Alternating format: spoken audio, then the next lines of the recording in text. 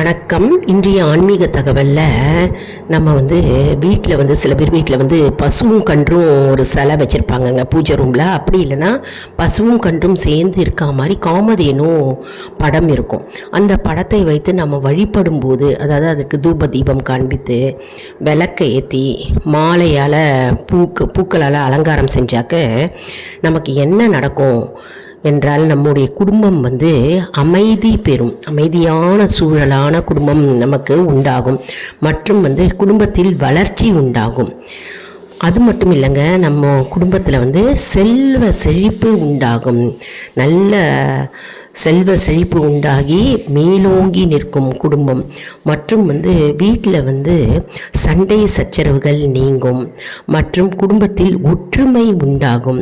மற்றும் பல அற்புதமான நல்ல மங்களகரமான நிகழ்வுகள் உண்டாகும் அந்த குடும்பத்தில். மற்றும் தடைகள் எல்லாமே நீங்கும். மற்றும் அந்த குடும்பத்தில் அஷ்ட ஐஸ்வர்யம் உண்டாகும். மகாலட்சுமி தாண்டவம் ஆடுவாள்.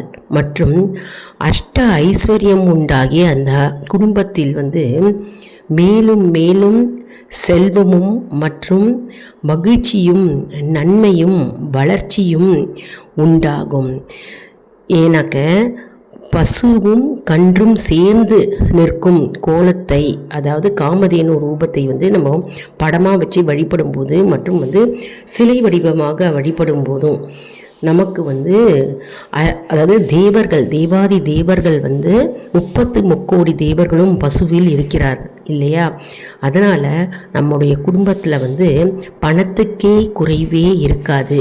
மற்றும் எப்பொழுதும் நல்ல செய்திகள் நமக்கு வந்து கொண்டே இருக்கும். மற்றும் அந்த குடும்பத்தில் எப்பொழுதும் காமதேனு அன்னையின் அருள் முழுமையாக அந்த குடும்பத்திற்கு கிடைக்குங்க. மற்றும் மிக மிக முக்கியமான பாயிண்ட்டுங்க, வாஸ்து தோஷத்தை நீக்கும்.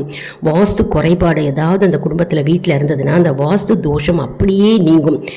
ஏனென்றால் நம்ம பசுவும் கன்றும் சேர்ந்து நம்ம வழிபடுறோம் இல்லையா? அதில் இந்த படம் வச்சு வழிபடுறவங்க மிகவும் நல்லதுங்க. செவ்வாய் வெள்ளிக்கிழமை அல்லது தினம்தோறும் கற்பூரம் காண்பித்து தூபதீபம் காண்பித்து ஏதாவது ஒரு நெய்வேத்தியமாக பால் வைத்து நெய்வேத்தியம் பண்ணலாங்க. மிகவும் சிறப்பு வாய்ந்த அற்புதமான காமதேனு பூஜை. பசுவும் கன்றும் சேர்ந்து இருக்கா மாதிரி படம் இருந்ததுன்னா ரொம்ப நல்லதுங்க உங்கள் வீட்டில். மற்றும் அந்த சிலை இருந்தாலும் இருக்கட்டும், பூஜை ரூமில் வச்சு அதுக்கு கற்பூரம் காட்டுங்க. ரொம்ப ரொம்ப நல்லது. அதாவது இது எல்லாருக்கும் ஷேர் பண்ணுங்கள், எல்லாரும் தெரிஞ்சுக்கிட்டோம். நன்றி, வணக்கம்.